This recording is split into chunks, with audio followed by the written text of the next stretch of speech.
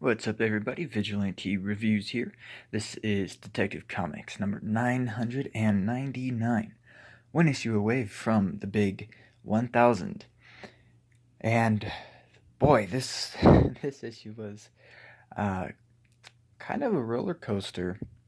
Um, so, since issue 994, there's been this big mystery as to who is hunting down Batman's acquaintances, people in his past who made him Batman. And then in the last issue, 998, he meets with Victor Stone's dad, Professor Stone. And then as he's talking to him, he kind of just degrades into computer code, and then we see a kid dressed up in a Batman costume sitting in a chair. And so I thought that was really weird, and it was probably my least favorite issue of Peter J. Tomasi's run so far, just because it was mainly a lot of talking, and then to have that revealed really just felt weird. And I was actually really, really wrong. I thought Peter J. Tomasi was going to have an actual kid who impersonates Batman and is like a genius child or something like that, be tracking down all these guys and getting them killed, or hiring people to kill them, just so that I don't know, to try and undo Batman for whatever reason. So I was not excited for that at all, because I don't know, child villains really don't work that well unless you actually have child heroes, younger heroes. And that is actually not what happened at all. So we start off with this cover, and again, it's that kid dressed up as Batman, which that was so weird. But then, basically, right off the bat, it's revealed that the child is Bruce Wayne. Batman says, "It can't be you," and the kid says, "It's always been me. Who else could pull this off? I'm Batman." And so basically, it's all inside of Batman's head. And that just, at first it was like almost frustrating that you just went through 5 or 6 issues and the story had really no effect whatsoever on the Batman mythos or anything like that. So, Alfred never was stabbed. Leslie Thompson's still alive. Those people that were dressed up as his parents weren't actual victims. It was just made up inside his head. And so apparently,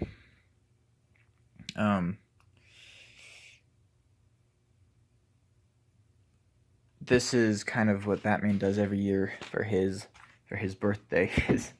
I guess he puts himself through some kind of this simulation where he forgets he's in a simulation, but he basically tries to get himself killed inside his own head so he can sharpen his mind.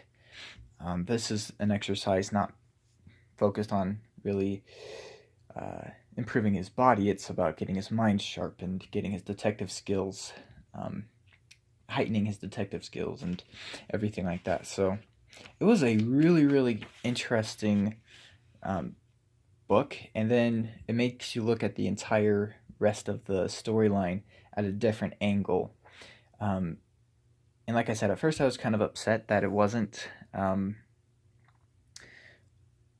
actually going to have any effect on Batman in the real world. But then I kind of realized, well, it was a really, really good character analysis, and sometimes you need a long storyline to do that. And so I'm okay with it. I think the way Peter J. Tomasi wrote the other books, they were still fun, they were still exciting to read, and now I just get to look at them instead of as something that's actually happening as more of just a character analysis of Batman. And I mean, this whole storyline has been a brilliant analysis of who Batman is, what makes him Batman, what drives him. And then in this book was kind of a big summary. If all the other, if you were writing a character analysis paper, which I've had to do being in college, um, all the other books in this story arc would have been the, intro and body paragraphs. This is the big conclusion where everything's wrapped up in a nice little bow. So we're still in Batman's mind at this point, and young Bruce Wayne starts attacking older Bruce Wayne, and basically just trying to get Batman to strike back. And of course, Batman's like, "Well, you're 8 years old," because to Batman, of course, this feels real. It's like a dream, it feels so real. Kind of like Inception, which is a really good movie, actually. But anyway, Batman keeps fighting off this younger Bruce Wayne because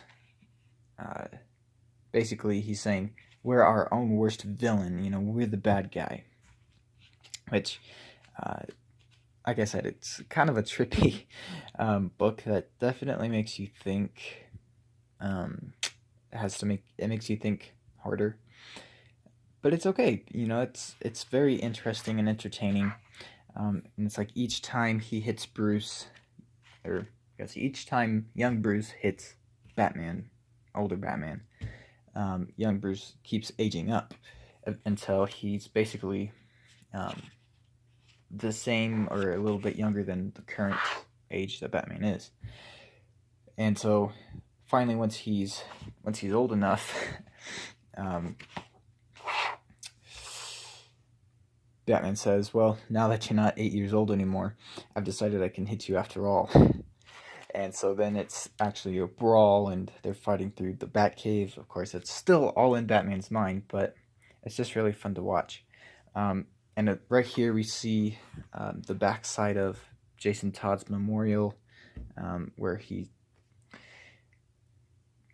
from the story Death in a Family, where the Joker kills Jason Todd, and then there's the big Red Hood storyline where he comes back and yada yada yada. But anyway, Batman has always kept this Robin costume as a memorial to him. I was always confused if he had the same costume that Dick Grayson had. In the older comic books, it certainly looks like it. Sometimes the belt is a little different. I always thought it was, I don't know, I guess just because I'm kind of like, I don't know, I like things a certain way. I'm kind of OCD. I don't like having two Robins wearing the same costume. I like in the New 52, Dick Grayson and Jason Todd had different costumes. But anyway, I digress. Just thought that was kind of cool. It showed that there. And so they're fighting, and then since now Batman's fighting back, now we kind of go through this. They're basically fighting through the history of them as Batman. So I think right here is a picture of all the different Robins. I think this is probably before Damian Wayne came on the scene. So you have Dick Grayson up here, Jason Todd there, Tim Drake there, possibly. Or this could be after Jason Todd, and of course he wouldn't be in this picture. So you would have Dick Grayson, Tim Drake, and Damian Wayne. Anyway, so they're fighting through. They start in the Wayne Manor, and basically they went undercover the first time, or one of the first times. They went out on the street after doing all this training.